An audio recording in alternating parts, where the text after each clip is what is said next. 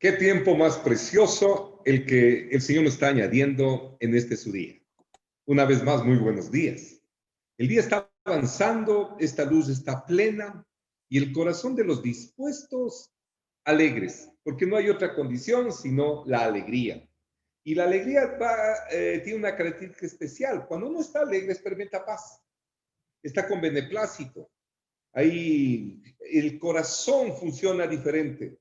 Y son estos instantes los que van a marcar la diferencia, porque es donde nos equipamos para el resto de los días que el Señor tenga previsto para nosotros, como verdaderos embajadores de lo anunciado.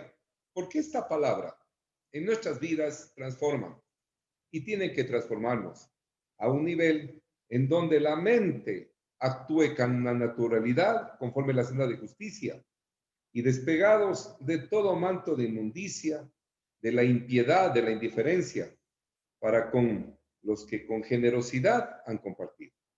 Así que, luego de meditar mucho en ese precioso tema de introducción, a los que nos acompañan a esta hora, les invito que una vez más acerquémonos al trono de la gracia, de su misericordia, de su generosidad. Y puedo decirle, Padre bueno, te damos infinitas gracias, Señor, por este tiempo que nos añades en la conciencia de estar resguardado en el tiempo. Sí, en la disposición. Mientras viajamos en esta preciosa nave, Señor, llamada tierra que tú diseñaste para el beneplácito de tus hijos, para el regocijo, Señor, del desarrollo de la bendición establecida para los hombres, cuando varón y hembra nos creaste, y fruto de la unión, la fructificación, la multiplicación, el sojuzgamiento, la administración sobre esta tierra, Señor, y el enseñoramiento con la responsabilidad de lo propio, siendo que somos sus hijos, resguardados en el poder de la sangre del que vive y reina sobre nuestras vidas. Nos podemos presentar confiadamente, Señor, y agradecerle por tanta generosidad. Entendemos en lo profundo del corazón que solo corazones agradecidos, solo un corazón agradecido puede ver su brazo extendido y mano poderosa en todas nuestras circunstancias. Te damos gracias. Todo esto, Padre amado, lo expresamos en el nombre que usted nos tuvo la misericordia de entregar, en el nombre de Yeshua, nuestro Mesías, en el nombre de Jesucristo conocido en las naciones. Amén y amén. Este transitar a la luz del Evangelio que nos va transformando definitivamente, porque es el caminar. Hay un adagio popular que dicen, dime con quién andas, te diré quién eres. ¿Con quién estamos andando? ¿De la mano de quién estamos caminando?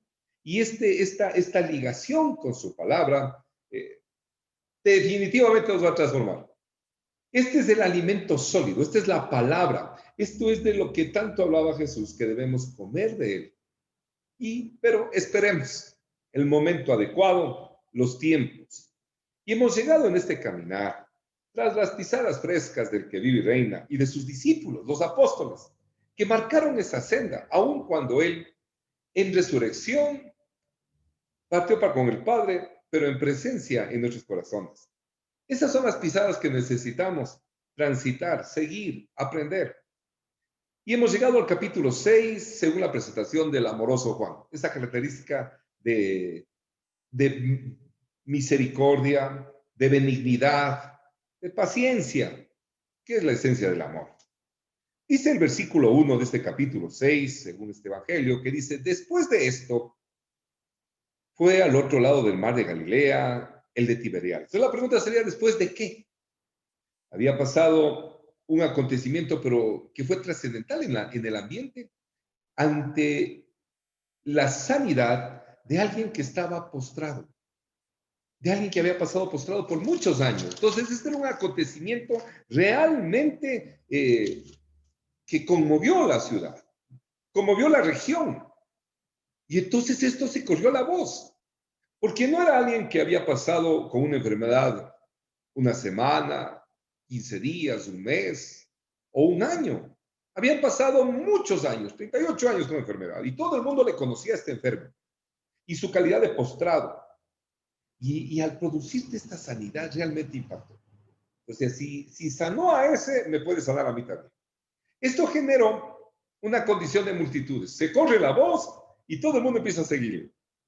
Dice por eso, el versículo 2 de este capítulo 6 dice, y la seguía gran multitud porque veían las señales que hacía en los enfermos. Entonces subió Jesús a un monte y se sentó allí con sus discípulos. Y estaba cerca la Pascua, la fiesta de los judíos. Y esto sí es bueno que nosotros entendamos. En la traducción de esta palabra, si bien algunas fuentes dicen que todo lo que nosotros conocemos como el Nuevo Testamento fue escrito en griego, hay vestigios claros que esto fue realmente escrito fue en arameo, que era el idioma en que hablaba el Señor Jesús y sus discípulos. Y desde entender que los que vivieron esto, hasta por un código de preservación, lo hicieron en su idioma.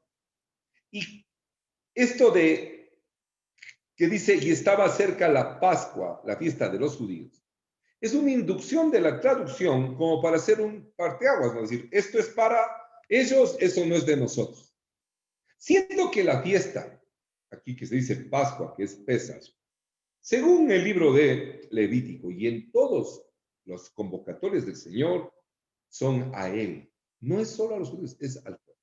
Comenzando por el mismo Shabbat, establecido desde el mismo Génesis del capítulo 2, para cuando fue establecido y el Señor le dejó como resguardo para su creación, en ese entonces todavía no había sido establecido como pueblo Israel. Y entonces vale la pena. ¿Por qué no revisamos por un momentito el libro de Levítico en el capítulo 23? Y algunas condiciones propias de esto para que en los estudios y cuando cada uno de nosotros veamos y se presente esto de los judíos, estas condiciones, sepamos diferenciar. Y aún en la escritura, entendamos que estamos a la luz de una traducción al idioma español, que nos ha servido de muchísimo, pero ha sido la puerta para que los acuciosos nos despierten y a la luz de los piadosos descubramos. Capítulo 23 del libro de Levítico. Dice, habló el Eterno a Moisés diciendo, habla a los hijos de Israel, diles, las fiestas solemnes del Eterno, las cuales proclamaréis como santas convocatorias, serán estas. En la versión Reina Valera dice, habla a los hijos de Israel y diles, las fiestas solemnes de Jehová, las cuales proclamaréis como santas convocaciones, serán estas. Entonces, y ahí comienza, 6 días trabajarás, está hablando la fiesta de los panes y levadura, la fiesta de Pesas, todo esto. Entonces, con esto, si usted lee con detenimiento, tal cual, va a encontrar que la fiesta de la Pascua, de Pesas, no era solo de los judíos. Los judíos la guardaron. Y es la virtud de ese pueblo que a causa del celo que ellos tenían sobre la palabra de Dios, sobre cómo haber guardado todo en el Pentateuco, cómo haber guardado el libro de los profetas, mayores, menores, haber guardado los libros de la poesía, Salmos, Proverbios, Eclesiastés, de esos libros. El pueblo judío fue el que les resguardó y nos permite ahora a nosotros tener Biblia. Entonces, hecha esta aclaración del versículo 4 que vale la pena para enmarcarnos en el contexto étnico, introducirnos en la lectura de este capítulo que es maravilloso, nos va a dar mucha firmeza. Dice el versículo 5 de Juan 6, cuando alzó Jesús los ojos y vio que había venido a él gran multitud, dijo a Felipe, imagínense, él siempre nos enseña con preguntas y él induce la condición. Y era una gran multitud. Ellos estaban en una montaña, había un lugar alto donde él se reunía, conversaba con sus discípulos y la multitud se acercaba como esperando el momento a qué horas empiezan a hacer los milagros. Y esto denotaba un ambiente especial. Era sanaba, pero a qué horas lo hacía. Y entonces, cuando ve la multitud, el mismo Señor le dice a Felipe, a uno de sus discípulos, ¿de dónde compraremos pan para que coman estos? Y son de esas circunstancias en donde nosotros nos vemos abocados muchas veces. Ponemos necesidades. Y cuando hay grandes necesidades, una gran necesidad, ¿de dónde, Señor? ¿De dónde sacaremos dinero para esta circunstancia? ¿Cómo haremos esto? Y es el mismo Señor que le está permitiendo algo que con toda seguridad todos estaban preguntando. ¿Y ahora qué hacemos con toda esta multitud? ¿Qué hacemos con toda esta multitud? ¿De dónde compramos pan para que coman estos? Pero esto, dice el versículo 6, decía para probarle, porque él sabía lo que había de hacer. Felipe respondió, 200 denarios de pan no bastarían para que cada uno de ellos tomase un poco. 200 denarios, una cantidad para la época de muchísimo, o sea, ni siquiera la producción de toda una panadería. Entonces dice, ni eso avanzaría para que todos esta multitud coman un pedacito, un poco cada uno. Uno de sus discípulos, versículo 8, Andrés, hermano de Simón Pedro, le dijo, aquí está un muchacho que tiene 5 panes de cebada y 2 pececillos más. ¿Qué es esto para tantos? ¿Qué es esto para tantos? Entonces Yeshua dijo, hace recostar la gente. Y había mucha hierba en aquel lugar, y se recostaron como el número de 5,000 varones. 5,000 varones. Imagínense, 5,000 varones. Una multitud. Que cada varón solito no han haber ido. Habrán ido con su esposa, 1, 2 hijos, 2 familiares, siempre acercarnos por sanidad, la expectativa de escucharle. Los más modestos hablan de que había como unas 20,000 personas, pero siendo que fueran solo 5,000, es una cantidad impresionante. Una cantidad impresionante. Y marca la condición, porque cada palabra que está escrita y testificada, y la acción, lo que hizo Yeshua, lo que mandó hacer, tenía un fundamento y una visión. Dice, aquí está un muchacho que tiene 5 panes de cebada y 2 pececillos. Y la pregunta es más, ¿qué es esto para tantos? Bueno, la representación de estos 5 panes. El pan representa el alimento, el sustento. Y esta palabra es pan. Y estos 5 representan los 5 primeros libros de la Biblia. Es una de las acepciones que hace. Los 5 primeros, lo que se conoce como el Pentateuco, para la casa de Judá, la Torá. Representada. ¿Con qué va a suplir a la multitud? ¿Con qué se va a suplir a la multitud? Con esto, con este alimento, con 5 panes de cebada, con la voluntad de Dios expresa en el Pentateuco. Y 2 pececillos, los peces siendo pescados. La representación de las 2 casas, del reino dividido. La casa del sur, la casa de Judá, la casa del norte, la casa de Israel y las tribus perdidas, las 10 tribus perdidas. Esta representación para las multitudes. Y el Señor con esta representación dice hacer recostar a la gente, y había mucha hierba en aquel lugar, y se recostaron como el número de 5,000 varones. Y tomó Yeshua aquellos panes, y habiendo dado gracias, los repartió entre los discípulos, y los discípulos en los que estaban recostados, asimismo los peces, cuanto querían. Y cuando se hubieron saciado, dijo a sus discípulos, recoger los pedazos que sobraron para que no se pierda nada. Uno de los principios establecidos en la palabra es sojuzgar, que es administrar, que no se pierda nada. Y él ya daba testimonio de esto, que la misión que había tenido era que ni nada de lo que el Padre le había entregado se pierda.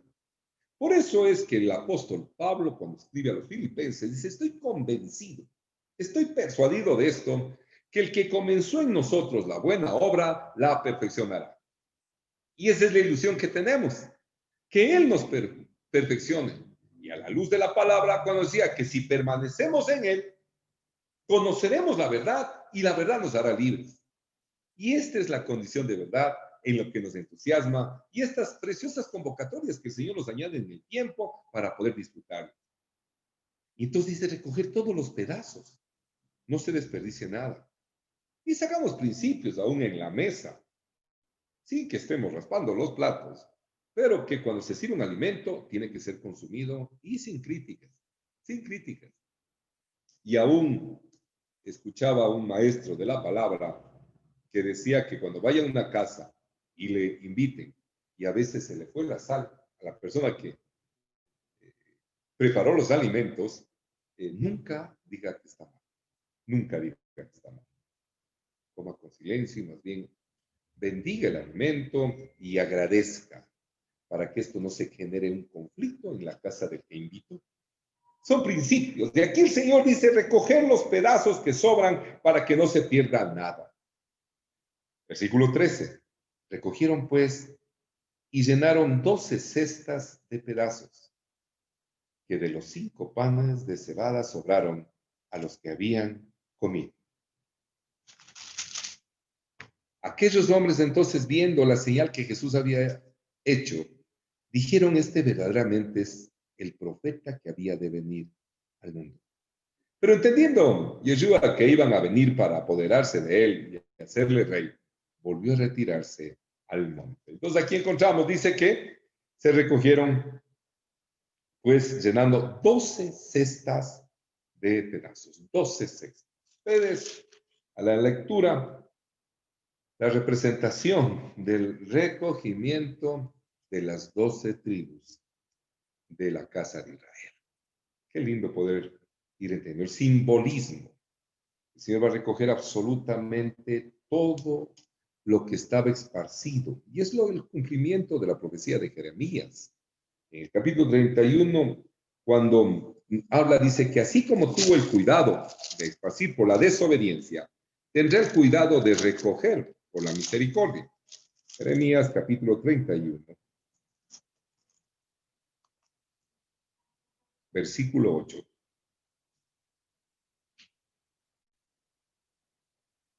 Entremos al contexto del versículo 7. Dice, porque así ha dicho el Eterno, regocijaos en Jacob con alegría y dad voces de júbilo a la cabeza de las naciones. Haced oír, alabad y decid, oh Eterno, salva a tu pueblo, el remanente de Israel. He aquí, yo los hago volver de la tierra del norte y los reuniré de los fines de la tierra, y entre ellos ciegos y cojos, la mujer que está encinta y la que dio a luz juntamente, en gran compañía volverán acá. Irán con lloro, mas con misericordia los haré volver y los haré andar junto al arroyo de aguas, por camino derecho en el cual no tropezarán, porque soy a Israel por padre y Efraín es mi primogénito. El mismo capítulo, en el versículo 28, Jeremías 31, 28, dice, así como tuve cuidado de ellos para arrancar y derribar y trastornar y perder y afligir, tendré cuidado de ellos para edificar, plantar, dice el Señor. Y este es lo que se está produciendo. Estos son los tiempos proféticos que esta generación, en misericordia, el Señor nos está permitiendo dilucidar. Regresemos al Evangelio de Juan, el capítulo 6, verso 14, dice, y aquellos hombres entonces viendo la señal que Yeshua había hecho, dijeron, este verdaderamente es el profeta que había de venir al mundo. Pero entendiendo Yeshua que iba a venir para apoderarse de él y hacerle rey, volvió a retirarse al monte, él solo. Y esta era la gran quietud. La casa de Judá hasta el día de hoy tiene la expectativa del Mashiach, del Mesías. Usted converse con cualquiera de ellos son mesiánicos. Lo que tienen velado es que el Mesías ya vino hace 2000 años, conforme el tiempo profético, y que estamos a la espera de su segunda venida. Y ellos estaban con la expectativa que iba a restaurar y lo querían poner como rey, y con las virtudes que él tenía. Imagínense, ahí el populismo hubiera estado feliz si multiplicaba los panes y los regalaba. Entonces, el Señor que dijo, se apartó. Y esto era un sentir latente, aún en resurrección. Esta inquietud no se había perdido. Hechos capítulo 1 nos va a enmarcar el porqué de este sentir. En el capítulo 1 el Señor dando las indicaciones finales antes de su ascensión. De Hechos, en el verso 6, le hacen esta pregunta, porque el anhelo no habían perdido. Los mismos discípulos le preguntan y le dicen, entonces los que habían reunido le preguntaron, estoy en Hechos capítulo 1, versículo 6. Entonces los que habían reunido le preguntaron, diciendo, Señor, ¿restaurarás el reino a Israel en este tiempo? Ellos estaban pensando en su reino como nación.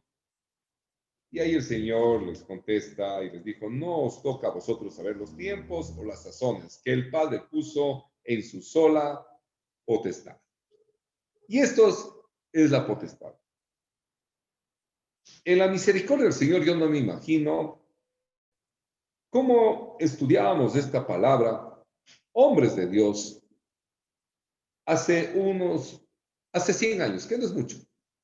Ustedes, al igual que yo, podamos dar testimonio de personas que conocimos que vivieron hace 100 años, familiares cercanos. Para mí un poco más fácil, por la edad que tengo, yo que vengo del siglo pasado. Y estos textos no estaban revelados. Algunos lo guardaban en secreto.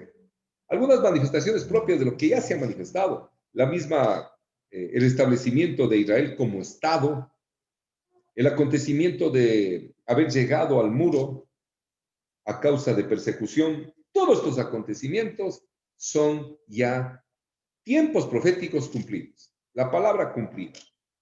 Y ellos lo que querían, no sabían las razones de Dios, no saben el tiempo en que el Señor pone tal cosa y tal circunstancia y todo cumpliéndose. Y como querían apresurarlo, el Señor lo venía a ocupar o adelantarse a los tiempos, sino al cumplimiento. Porque si hubiesen hecho rey en ese tiempo, nuestros ancestros, los que estaban dispersos en las naciones, no hubiesen alcanzado la salvación, menos nosotros. Regresemos al texto de Juan, el capítulo 6, verso 16. Dice, al anochecer, descendieron sus discípulos al mar y entrando en una barca, iban cruzando el mar hacia Capernaum. Estaba ya oscuro y Yeshua no había venido a ellos. Y se levantaba el mar con gran viento que soplaba. Cuando habían remado como 25 o 30 estadios, vieron a Yeshua que andaba sobre el mar y se acercaba a la barca y tuvieron miedo. Mas él les dijo, yo soy, no temáis. Ellos entonces con gusto le recibieron en la barca, la cual llegó enseguida a la tierra donde iba. En esta circunstancia, el Evangelio de Mateo y el Evangelio de Marcos lo narra y ya lo meditamos en su debido momento. Pero es bueno recordarlo. Es bueno recordar este acontecimiento porque ahí se rompen algunos esquemas que nosotros necesitamos romper. Este siglo, que es perverso, que va en contra de todos los principios del reino de los cielos, ha marcado el pensamiento del hombre. En los estudios, para poder entender esto, hay que resetear. ¿Sí? Ya son palabras que hace años yo ni siquiera me hubiese imaginado pronunciarlas. Cuando usted tiene un dispositivo de estos electrónicos que manejan mucha información, cuando empiezan como a bloquearse, están un poco trabados, la virtud, ¿qué es? ¿Qué dice? Resete, reiníciele y esas condiciones. Y la única forma de empezar a comprender la escritura, no desde la perspectiva de la doctrina de los hombres, no quiero ser peyorativo con nadie, pero es importante que vayamos al original. Cuando el Señor anunciaba a través del profeta que volvamos a la senda antigua, que nos paremos en el camino, que preguntemos qué pasó, es bueno. Y entonces, estos textos, esta narrativa de lo que el Señor vivió, nos impulsan a renovar la mente. Revisemos cómo narra estas circunstancias Mateo en el capítulo 14. Mateo capítulo 14. Sus Biblias tienen referencia desde el verso 22.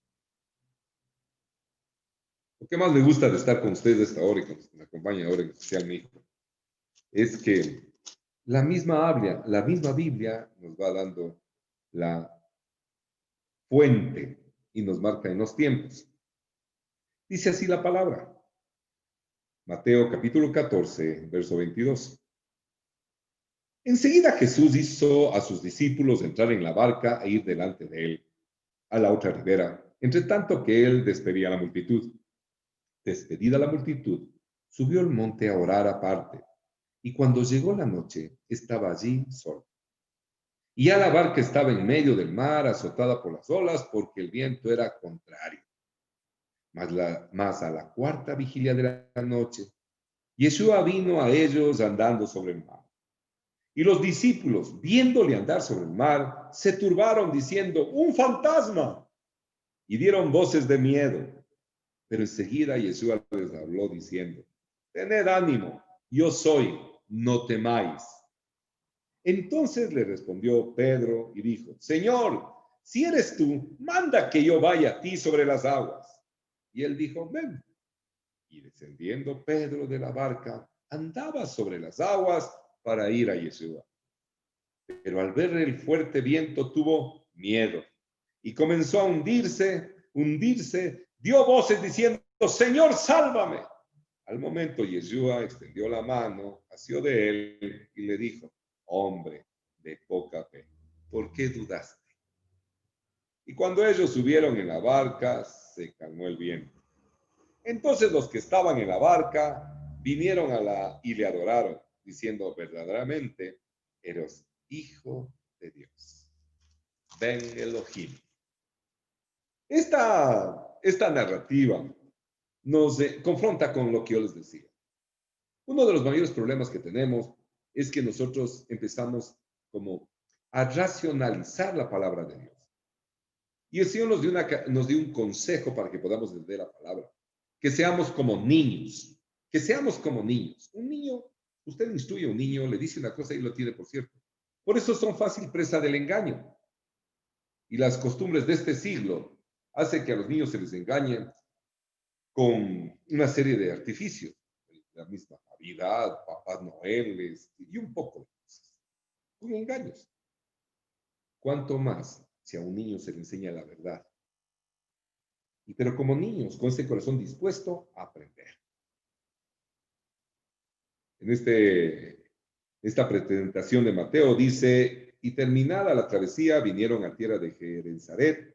Cuando le conocieron los hombres de aquel lugar, enviaron noticias por toda aquella tierra alrededor y trajeron a él todos los enfermos y le rogaban que les dejase tocar solamente el borde de su manto, y todos los que le tocaron quedaron sanos. Imagínate esa circunstancia de haber estado en la presencia de Dios hecho hombre, en la figura, en la presencia del Hijo. Regresemos al Evangelio presentado por Juan y con esta narrativa de Mateo, creo que nos amplía un poco más y nos da una expectativa para empezar a creer a otro, que nos ayude en la fe como hemos leído la semana anterior y renovando el entendimiento. Y esa exhortación, hombre de poca fe. Recordemos que la poca fe viene de la poca fidelidad. Y si Él dice que hay que hacer algo, hay que hacerlo nada más. Hay que seguir adelante, hay que caminar sobre los vientos o los vientos en contrarios. Este es el tiempo de seguir adelante, no claudicar. El afirmar esta palabra en los corazones dispuestos. Este es el tiempo de los verdaderos testigos fieles del que viene por delante, a causa de que ya habita en nuestros corazones. Y esa condición propia establecida, que donde hay temor, por los vientos en contrario, por las aguas, por las circunstancias, aún no se ha perfeccionado el amor. Y es un reto en nuestras vidas que el perfecto amor se perfeccione en nuestras vidas. Regresando al texto de Juan, ya empieza aquí a narrar desde el versículo 22 lo que nos anunciaba Mateo. Estamos acá en Juan, capítulo 6, verso 22, y dice así. El día siguiente, la gente que estaba al otro lado del mar vio que no había habido allí que una sola barca, y que Jesús no había entrado en ella con sus discípulos, sino que éstos se habían ido solos. Pero otras barcas habían arribado de Tiberíades junto al lugar donde habían comido el pan después de haber dado gracias al Señor. Cuando vio pues la gente que Yeshua no estaba allí, ni sus discípulos entraron en las barcas y fueron a Capernaum buscando a Yeshua. Versículo 25. Y hallándole al otro lado del mar, le dijeron, Rabí, ¿cuándo llegaste acá? Respondiendo, Yeshua les dijo, de cierto os digo, que me buscáis no porque habéis visto las señales, sino porque comisteis el pan y os saciasteis. Trabajad, no por la comida que perece, sino por la comida que a vida eterna permanece, la cual el Hijo del Hombre os dará, porque a este señaló Dios el Padre. Y qué verdad, y qué principio. Y aún me vienen muchos escenarios en el trajinar del ministerio de algunos años que el Señor me ha permitido estar al frente y mirar cómo. Y la responsabilidad de anunciar a muchos que búsquenle al Señor para adorarlo. Búsquenle al Señor por lo que Él es, no por lo que Él da. Con tristeza vemos que muchos aún presentan por lo que Él pueda darles. Y es de gran responsabilidad para nosotros entender que la prestación de la palabra es por lo que Él es. Y cómo no ser testigos fieles y mantenernos firmes en la condición propia de estos tiempos sin claudicar. Que el Señor nos fortalezca, no por lo que Él nos pueda dar, porque Él ha sido extensamente generoso, sino realmente por la virtud y la esperanza de los que aún no han alcanzado la senda de la justicia, que andan buscando por aquí, por allá, están moviéndose, no encuentran todavía esta senda de tanta necesidad. Y que a través del trabajo, se va a alcanzar, el trabajo de perseverar en la palabra, guardarse en el tiempo. Este es un día de guardarse en el tiempo, porque es un sello establecido para los que le creen al Señor, que guarden sus mandamientos, conforme lo anuncia el apóstol Juan. Trabajad no por la comida que perece, sino por la comida que a vida eterna permanece, la cual el Hijo del Hombre os dará, porque a este señaló Dios el Padre. Verso 28. Entonces le dijeron, ¿qué debemos hacer para poner en práctica las obras de Dios? Respondiendo, Yeshua les dijo, esta es la obra de Dios, que creáis en el que Él ha enviado, que Él es. Solo crea. Le dijeron entonces, ¿qué señal pues haces tú para que veamos y te creamos? ¿Qué obra haces? Y es increíble. Le seguían por las obras que hacía, que había sido anunciado que Él iba a hacer. Estaban con Él. Vean cómo se multiplicaban los panes, los peces, sanaban enfermos y pedían señal. Bien dice otro día, dice que no hay más ciego al que no quiere ver.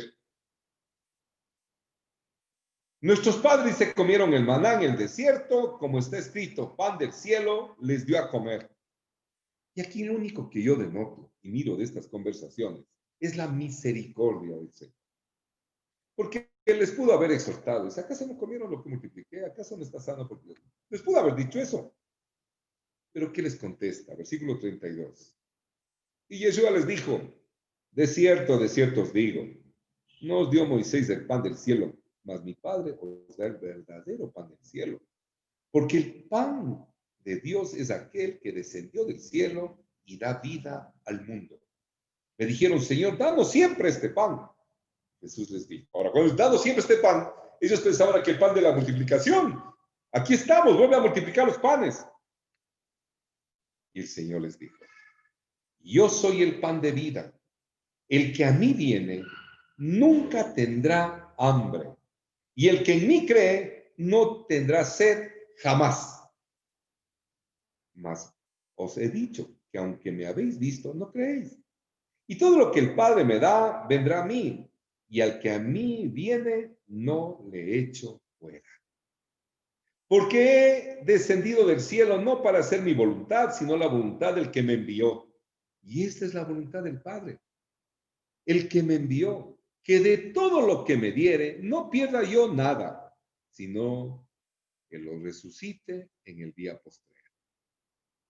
Y esta es la voluntad del que me ha enviado, que todo aquel que vea al Hijo y cree en Él, tenga vida eterna, y yo le resucitaré en el día postrero.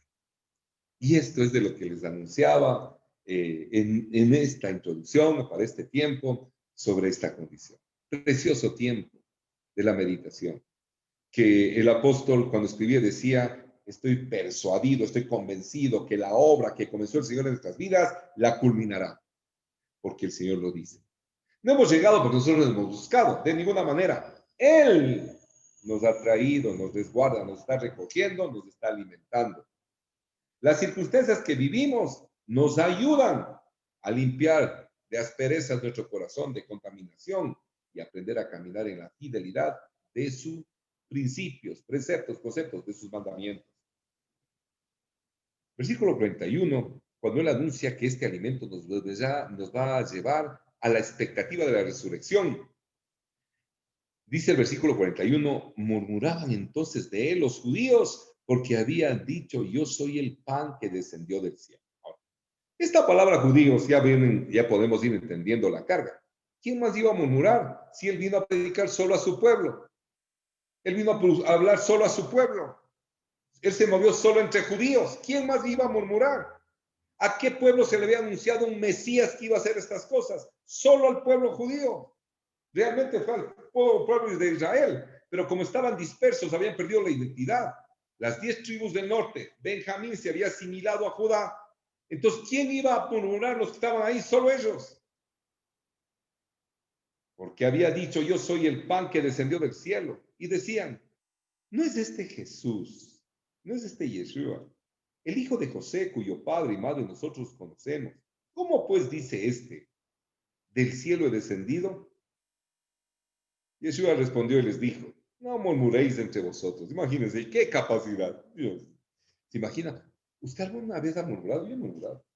Y que la persona de la que usted no está murmurando diga y le confronte, debe hacer temblar el corazón. Yo tengo un episodio de esos que ni siquiera me gusta acordarme. Ya pasó por los pies del Señor. Versículo 44. Ninguno puede venir a mí si el Padre que me vio no lo trajere. Y yo le resucitaré en el día postrero. Escrito está en los profetas, y serán todos enseñados por Dios. Así que todo aquel que oyó al Padre y aprendió de él, viene a mí. No que alguno haya visto al Padre, sino que aquel que vino de Dios, éste ha visto al Padre. De cierto os digo, el que cree en mí tiene vida eterna. Yo soy el pan de vida. Vuestros padres comieron el maná en el desierto y murieron. Este es el pan que desciende del cielo, que el que de él come no muera. Yo soy el pan. Yo soy el pan vivo que descendió del cielo. Si alguno comiere de este pan, vivirá para siempre. Y el pan que yo daré es mi carne, la cual yo daré por la vida del mundo. Entonces los judíos contendían entre sí diciendo, ¿cómo puede estar a comer su carne? Jesús les dijo, de cierto os digo, si no coméis la carne del Hijo del Hombre y bebéis su sangre, no tenéis vida en vosotros. El que come mi carne y bebe mi sangre, tiene vida eterna, y yo le resucitaré en el día postrero, porque mi carne es verdadera comida y mi sangre verdadera bebida. El que come mi carne y bebe mi sangre, en mí permanece y yo en él. Como me envió el Padre viviente, yo vivo por el Padre.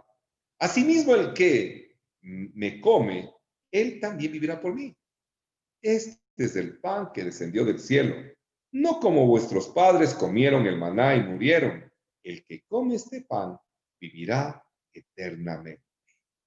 Y dice el versículo 59, estas cosas dijo en la sinagoga, enseñando en Capernaum. Cuando explicó esto el Señor, era un Shabbat, que se reunían en la sinagoga en Capernaum. Miren, qué lindo. Ahora, esto realmente es confrontativo. Si no comen de mi carne y de mi sangre, ¿nos volvimos caníbales? ¿Qué clase de secta es esta? Este testimonio vivo de su vida es lo que nosotros nos alimentamos constantemente. En la meditación de la palabra, meditamos, comemos su vida, su carne, sus padecimientos, sus virtudes, sus milagros, su resurrección. Esta es la carne que comemos y que nos anuncia la resurrección.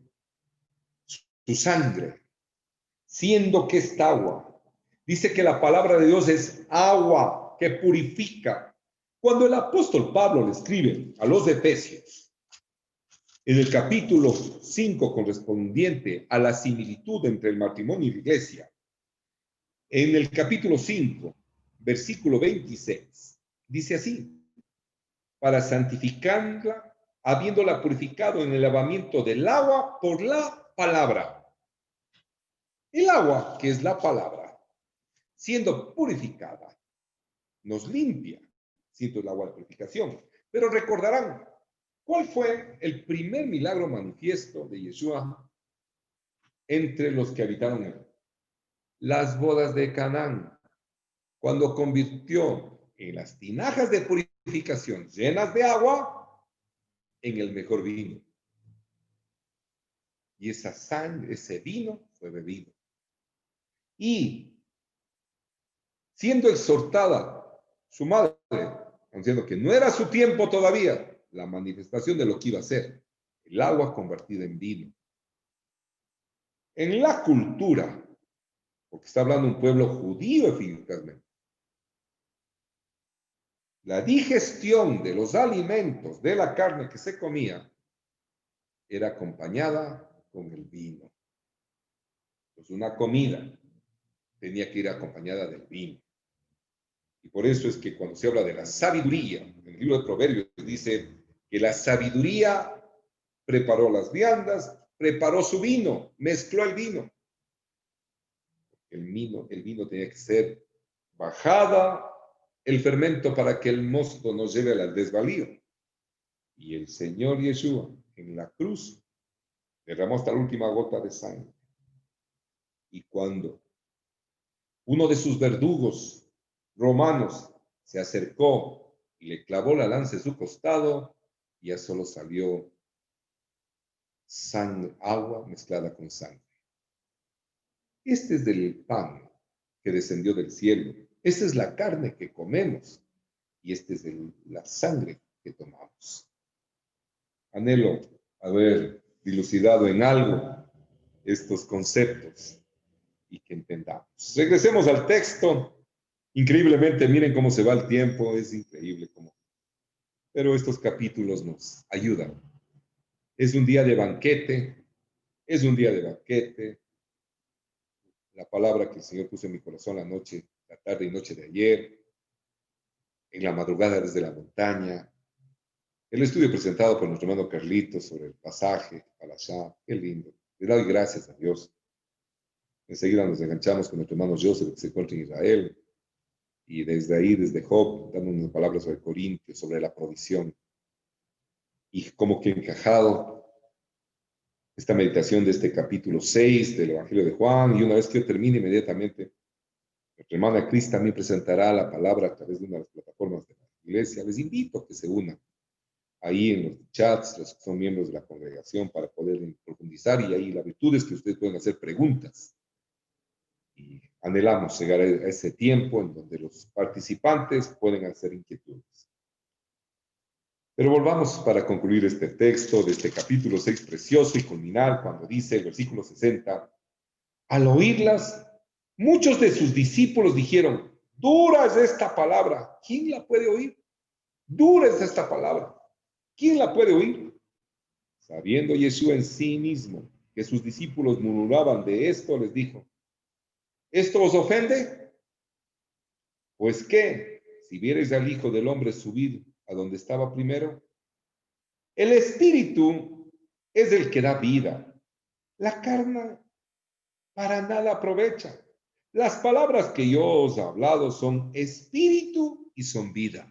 Estaba diciendo, lo que yo les estoy hablando es una alegoría en el espíritu. No quiero que me coman. Esto es espíritu. Y el espíritu en la palabra está representado como el aceite. Por eso en la virtud de las vírgenes sensatas tenían la provisión del aceite. Tenían la provisión del aceite y la lámpara encendida. El espíritu, dice, esto que les he hablado son espíritu y son vida. Versículo 64.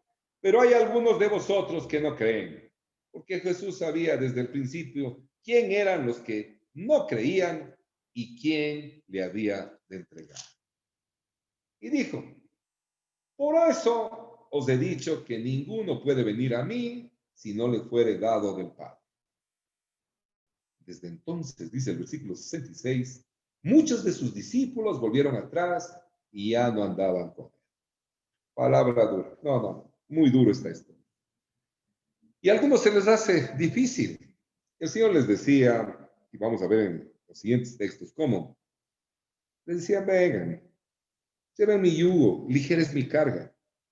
Y una de las mayores condiciones que no quieren seguir al Señor, como dice la Escritura, como nos anunciará el siguiente capítulo, si el Señor nos añade días del próximo Shabbat, es que las doctrinas de los hombres alejaron a Dios de la santidad. No a Dios de la santidad, a nosotros de la santidad de Dios, al decirnos que no debemos guardar sus principios, sus preceptos. Que nuestros valores internos son superiores a ellos y que ya no estamos para eso. Seguramente los que han alcanzado ese nivel, los bendigo.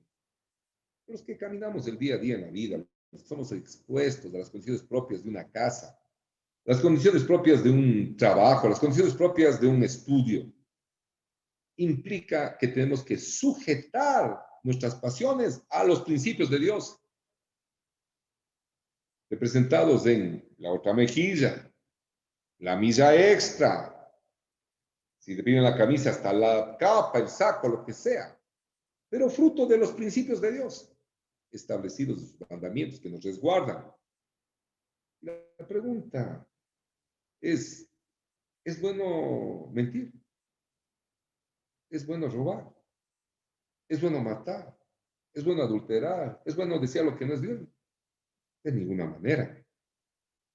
Estos principios establecidos en los mandamientos nos resguardan, nos preservan de una condición de perversidad en la tierra. ¿Cómo no guardarlos? ¿Cómo no perseverar en ellos? ¿O acaso, como conversamos con los hermanos una vez que terminamos el tiempo de la montaña, que les decía, y poder levantar la voz de decir, ¿en dónde no nos quedó claro el hecho de no os haréis imagen? No se hagan imagen. ¿Dónde quedó eso? Es para meditar. Pero para los discípulos, dice, desde entonces muchos de sus discípulos volvieron atrás y ya no andaban con él. Dijo entonces Yeshua a los 12, versículos 6 y 7. ¿Queréis acaso iros también vosotros? Le respondió Simón Pedro, Señor, ¿a quién iremos? Tú tienes palabras de vida eterna. Y nosotros hemos creído y conocemos que tú eres el Cristo, el Mashiach, el ungido, el Hijo del Dios viviente. Jesús les respondió, ¿no os he escogido yo a vosotros, los 12, y uno de vosotros es diablo? Y aquí vuelve a insistir. El Señor cuando escogió a uno de ellos, a Judas, iba por su característica, sus pasiones, y a lo largo de la escritura vamos viendo. Era el que administraba lo económico, era el que se preocupaba que porque se llamaba un perfume, su corazón estaba en otro lado. Él pensaba, como les había dicho, que el tiempo de la restauración final como Estado de Israel era ese, entonces estaba con esa expectativa y seguramente quería alguna posición política, ahora que estamos cerca de elecciones.